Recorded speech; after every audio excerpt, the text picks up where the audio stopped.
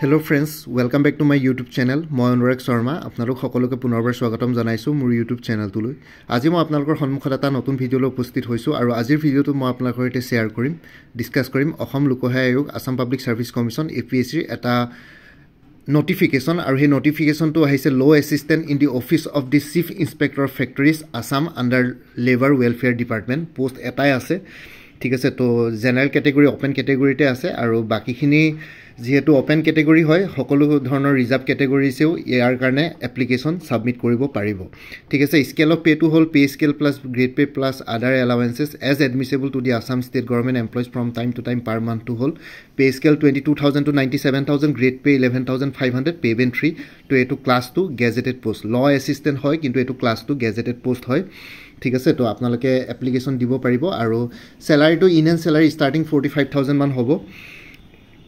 Eligibility ক্ৰাইটেৰিয়াটো হল ক্যান্ডিডেটজন ভাৰতীয় নাগৰিক হ'ব লাগিব আৰু লগতে অসমৰ স্থায়ী বাসিন্দা হ'ব লাগিব আৰু স্থায়ী বাসিন্দা হিচাপে পাৰ্মানেন্ট ৰেসিডেন্সিয়েল প্ৰুফ হিচাপে PRC আসাম গভৰ্ণমেণ্টে এডুকেশনাল পাৰপাস হিচাপে ইস্যু কৰা PRC নহলে এমপ্লয়মেন্ট এক্সচেঞ্জ ৰেজিষ্ট্ৰেচন সাৰ্টিফিকেট তেওঁলোকে প্ৰুফ হিচাপে সাবমিট কৰিব লাগিব অনলাইন এপ্লিকেশন কৰোতে বা আপলোড কৰিব লাগিব। এডুকেশনাল কোৱালিফিকেশন বিচাৰিছে ল ডিগ্ৰী বিচাৰিছে ফ্ৰম এ ৰিকগনাইজড ইউনিভাৰ্চিটি আৰু এক্সপিৰিয়েন্স বিচাৰিছে প্ৰেক্টিকেল এক্সপিৰিয়েন্স এটলিষ্ট 2 বছৰৰ প্ৰেক্টিকেল এক্সপিৰিয়েন্স লাগিব লিগেল প্ৰেক্টিছত।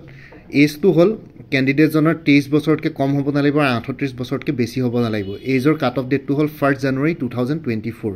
এজ ৰিলেক্সেশ্যন আছে SC ST কাৰণে 5 ইয়াৰ্ছ আপ টু 43 ইয়াৰ্ছ আছে আপাৰ এজ ৰিলেক্সেশ্যন।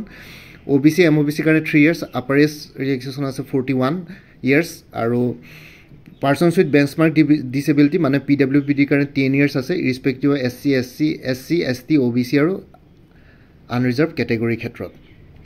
আৰু এজ লিমিটৰ calculation to basis on the basis of class 10 বা class 12 for examination admit card pass certificate মাৰ্কশিটৰ যোগেদি কৰা হ'ব। তো এইখিনি ইয়াৰ ভিতৰ কোনবা এটা ডকুমেন্টস এজ প্ৰুফ হিচাপে আপলোড কৰিব লাগিব। ঠিক আছে, আৰু বেলেগ ডকুমেন্ট ইয়াতে কি বুলি কয় আপোনালোকক একসেপ্ট নকৰে। আৰু গভৰ্ণমেণ্ট এমপ্লয়িজ সকলে নো অবজেকশন সাৰ্টিফিকেট NOC সাবমিট কৰিব লাগিব মানে অনলাইন এপ্লিকেশন কৰোতে আপলোড কৰিব লাগিব। NOC লাগিব, নো অবজেকশন সাৰ্টিফিকেট দৰকাৰ পৰিব তেওঁলোকৰ কম্পিটেন্ট অথৰিটি পা ইস্যু কৰোৱা। স্মল ফ্যামিলি নৰ্মছ এখন আপলোড কৰিব লাগিব। এইখন স্মল ফ্যামিলি নৰ্মছখন আপোনালোকে APSC ৰ ৱেবসাইটত ফৰ্মছ বুলি এটা সেকশন থাকে তাতে আপোনালোকে পাই যাব। স্মল ফ্যামিলি নৰ্মছখন আপোনালোকে ডাউনলোড কৰিব কৰি পেলাই প্ৰিন্ট আউট কপি এটা উলিয়াব তাতে ফিল কৰি পেলাই আপোনালোকে আপলোড কৰিব লাগিব। ষ্টাৰ্টিং ডেট অফ অনলাইন এপ্লিকেশনটো হল 1 February 2024। Last date of online application 1 March 2024। Online এপ্লিকেশনৰ ফি পেমেন্টৰ লাষ্ট ডেটটো হল 3 March 2024। ঠিক আছে, জেনাৰেলৰ কাৰণে online application fees application fee processing fee taxable amount গোটেইটা মিলাই পেলাই 297.20 rupees। SC ST OBC MOBC কাৰণে 197.20 rupees। বিলো পভাৰ্টি লাইন ক্যান্ডিডেট সকলৰ কাৰণে 47.20 আৰু PWBD কাৰণে 47.20 rupees। ঠিক আছে, তো এইখিনি আছিল ডিটেইলছ আৰু বাকিখিনি হাউ টু এপ্লাই সেইখিনি ইমান ডিটেইলছত নাযাও, অফিচিয়েল ৱেবসাইটত আপোনালোকে এপ্লাই কৰিব গলে পাই যাব। তো গোটেইখিনি বস্তু তাতে আছে। অনলাইন এপ্লিকেশন ষ্টাৰ্ট হ'ব 2 ফেব্ৰুৱাৰীৰ পৰা, তো আপোনালোকে তেতিয়া এপ্লাই কৰিব পাৰিব। বাকি এইখিনি জনাবৰ কাৰণে ভিডিঅ' বনালো। আৰু এটা ইম্পৰ্টেণ্ট কথা ইয়াতে এক্সামিনেশ্যন জোন সমূহ দিয়া আছে। এক্সামিনেশ্যন জোন থাকিব শিলচৰ, যোৰহাট, নগাঁও, তেজপুৰ, কোকৰাঝাৰ, গুৱাহাটী 6টা জোন থাকিব। 6টা জোনত ডিস্ট্ৰিক্ট সমূহ কভাৰ কৰিব। শিলচৰ জোনত হাইলাকান্দি, কৰিমগঞ্জ আৰু কাছাৰ মানে বাৰাক ভেলী 3খন ডিস্ট্ৰিক্ট কভাৰ কৰিব। যোৰহাট জোনত কভাৰ কৰিব গোলাঘাট, ডিব্ৰুগড়, যোৰহাট, মাজুলী, চৰাইদেউ, শিৱসাগৰ আৰু তিনচুকীয়া। এই গোটেইখন ডিস্ট্ৰিক্টৰ ক্যান্ডিডেটে যোৰহাটত আহি পৰীক্ষা দিব লাগিব।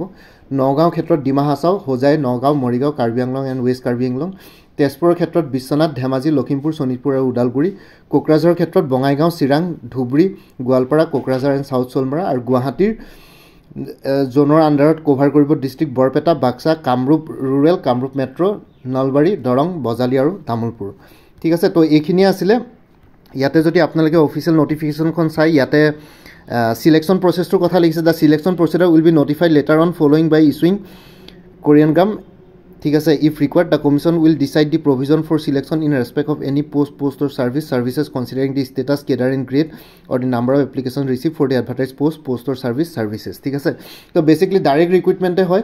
ৰিক্ৰুটমেণ্ট মানে বেসিক্যালি APSC নটিফাই কৰিব কেনেকুৱা ধৰণৰ সিলেকশ্যন প্ৰচিডিউৰ হ'ব এতিয়ালৈকে কোনো এক্সামিনেশ্যনৰ কথা দিয়া নাই যদি অনলাইন এপ্লিকেশ্যন বেছি হয় কম্পিটিশ্যন বাঢ়ি যায় এটা পোষ্টৰ কাৰণে তেতিয়াহ'লে চাগে মেবি এটা ৰিটেন এক্সামিনেশ্যন থাকিব ইণ্টাৰভিউ থাকিব আৰু যদি কম্পিটিশ্যন বহুতে কম হয় কেণ্ডিডেটছ বহুত কম হয় তেতিয়াহ'লে ডাইৰেক্ট ভাইভা লৈ পেলাই এপইণ্টমেণ্ট দিব ঠিক আছে বেচিকলি তেনেকুৱাই হয় বস্তুবোৰ কম্পিটিশ্যন বেছি থাকিলে মানে এলিমিনেশ্যন ৰাউণ্ড কৰিবৰ কাৰণে ৰিটেন এক্সামিনেশ্যন কণ্ডাক্ট কৰা হয় তো এতিয়ালৈকে এজ অফ নাও কমিশ্যনৰ ফালৰ পৰা একো জনোৱা হোৱা নাই তো আপোনালোকে অলপ ৱেইট কৰিব লাগিব বাকী ইমানে আছিলে এইখিনি জনাবৰ কাৰণে ভিডিঅ'টো বনালোঁ বাকি APSCৰ চাইল্ড ডেভেলপমেণ্ট প্ৰজেক্ট অফিচাৰৰ কাৰণে কোনোবাই যদি এপ্লাই কৰিছিলে সেই CDPৰ এটা ফুল কোৰ্চ এভেইলেবল আছে মোৰ ইয়াতে CDPৰ জেনেৰেল নলেজ পেপাৰখনৰ কাৰণে সেই CDPৰ কোৰ্চটোৰ ডিটেইলছটো এই ভিডিঅ' ডেছক্ৰিপশ্যন আৰু কমেণ্ট ছেকশ্যনত দি দিছোঁ তাতে এটা হোৱাটছএপ নাম্বাৰো দি আছে আপোনালোকে কোৰ্চটোৰ প্ৰতি যদি ইণ্টাৰেষ্টেড 10,000তকৈ বেছি মাল্টিপল চইচ কুৱেশ্যনছ কভাৰ হৈছে জেনেৰেল নলেজৰ পেপাৰখন গোটেইখন কভাৰ হ'ব আপোনালোকে যদি কোনোবা ইণ্টাৰেষ্টেড কেণ্ডিডেটছ আছে তেতিয়াহ'লে তাতে দিয়া হোৱাটছএপ নাম্বাৰটো 9706557851 তাতে মেছেজ কৰি জনাওক যে CDPৰ কোৰ্চটোৰ প্ৰতি ইণ্টাৰেষ্টেড বুলি